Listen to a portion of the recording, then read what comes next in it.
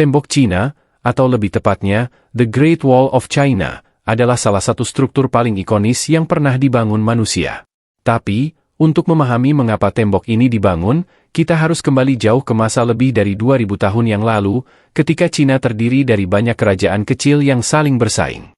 Dalam zaman perang ini, keamanan sangatlah penting, dan para pemimpin wilayah mulai membangun dinding-dinding untuk melindungi wilayah mereka dari serangan musuh luar seperti bangsa Xiongnu, yang merupakan cikal bakal bangsa Hun. Pada tahun 221 sebelum Masehi, seorang raja dari kerajaan kecil Qin berhasil menyatukan seluruh negeri Cina. Dialah Qin Shi Huang, yang kita kenal sebagai kaisar pertama Cina. Dia sangat ambisius dan memiliki visi besar untuk memperkuat dan melindungi kerajaannya yang baru terbentuk. Untuk itu, dia memerintahkan pembangunan tembok besar yang menghubungkan berbagai tembok kecil yang telah dibangun sebelumnya oleh kerajaan-kerajaan lokal. Namun, tembok yang kita kenal sekarang ini masih jauh dari selesai. Sekarang, bayangkan seseorang mencoba membangun tembok raksasa yang panjangnya ribuan kilometer tanpa alat modern.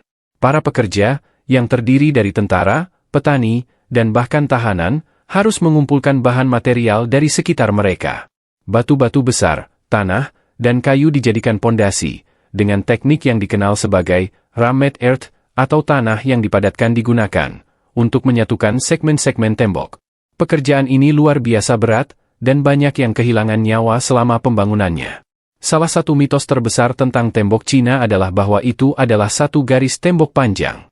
Faktanya, tembok ini adalah jaringan kompleks dari banyak tembok yang dibangun selama berabad-abad. Setiap dinasti berikutnya menambahkan atau memperbaiki bagian-bagian dari tembok untuk melawan ancaman baru. Contohnya, dinasti Han yang memperpanjang tembok jauh ke arah barat untuk melindungi rute perdagangan jalur sutra. Dinasti Ming, antara tahun 1368 hingga 1644 Masehi, dikenal sebagai periode di mana tembok Cina mencapai puncak konstruksi.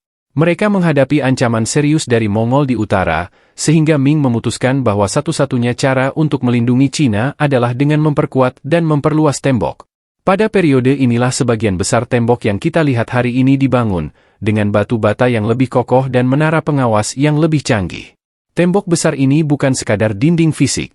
Tembok juga berfungsi sebagai jalur transportasi militer yang memungkinkan pasukan bergerak cepat dan merespon ancaman dari mana saja.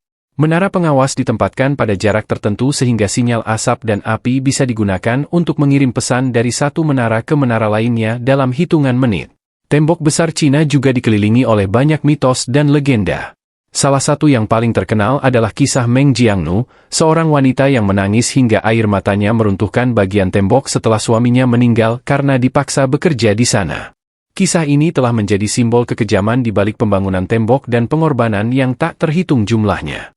Memang salah satu dampak terbesar tembok besar adalah beban fisik dan psikologis yang ditanggung oleh jutaan pekerja yang membangunnya. Dalam banyak kasus, tenaga kerja yang digunakan untuk membangun tembok ini berasal dari petani, prajurit, dan tahanan, termasuk mereka yang dipaksa bekerja sebagai hukuman. Diperkirakan bahwa ratusan ribu, bahkan mungkin jutaan, pekerja meninggal selama konstruksi. Banyak dari mereka dikubur di dekat atau bahkan di dalam tembok itu sendiri, menjadikan tembok ini sebagai kuburan tersembunyi.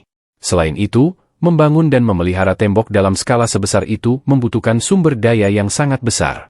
Pengambilan sumber daya seperti kayu, batu, dan makanan dari wilayah-wilayah sekitar secara signifikan mempengaruhi masyarakat lokal. Beberapa komunitas petani harus menghadapi beban pajak tinggi untuk membiayai pembangunan tembok atau diminta menyumbangkan bahan atau tenaga. Hal ini menyebabkan ketidakstabilan ekonomi dan ketidakpuasan di banyak daerah. Meski lebih banyak dikenal karena melindungi Cina dari serangan bangsa-bangsa di utara, tembok besar juga memiliki hubungan dengan dunia luar. Rute perdagangan jalur sutra sering beririsan dengan tembok, dan banyak pedagang dari seluruh Asia, Timur Tengah, dan Eropa melihat tembok ini saat mereka melewati Cina.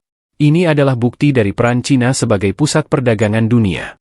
Setelah berabad-abad, tembok ini mulai ditinggalkan dan dilupakan, terutama ketika ancaman dari utara memudar. Pada abad ke-20, banyak bagian tembok rusak karena kurangnya perawatan dan vandalisme. Namun, dengan kebangkitan pariwisata modern, tembok besar kembali menjadi pusat perhatian dunia, dan upaya konservasi besar-besaran dilakukan untuk menyelamatkan struktur ini. Sebagai salah satu keajaiban dunia, tembok besar Cina menarik jutaan wisatawan setiap tahunnya yang datang dari seluruh dunia. Bagian yang paling sering dikunjungi adalah di dekat Beijing, di mana tembok sudah direstorasi dan akses untuk turis cukup mudah. Pariwisata ini memberikan sumbangan ekonomi yang besar bagi Cina dan turut mengangkat tembok besar sebagai bagian dari warisan budaya dunia. Tembok besar juga telah menjadi ikon dalam budaya populer di seluruh dunia. Banyak film, dokumenter, dan karya seni yang menjadikannya sebagai latar atau simbol kekuatan dan mistik.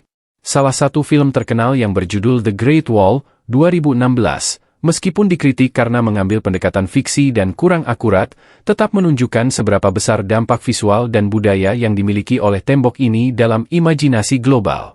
Selain itu, dalam game, novel, dan karya seni lainnya, tembok besar sering digunakan sebagai representasi dari pertahanan yang tak tertembus. Dalam dunia game, tembok Cina kerap digambarkan sebagai struktur besar yang memberikan keuntungan pertahanan bagi pemain yang memilikinya. Hari ini, tembok besar Cina tidak hanya menjadi simbol kebanggaan nasional bagi rakyatnya, tetapi juga simbol ketahanan manusia dan ambisi luar biasa untuk melindungi sebuah peradaban. Meskipun tidak terlihat dari luar angkasa seperti mitos yang populer, tembok besar tetap menjadi salah satu keajaiban dunia yang tak tertandingi. Sekian dulu video kali ini.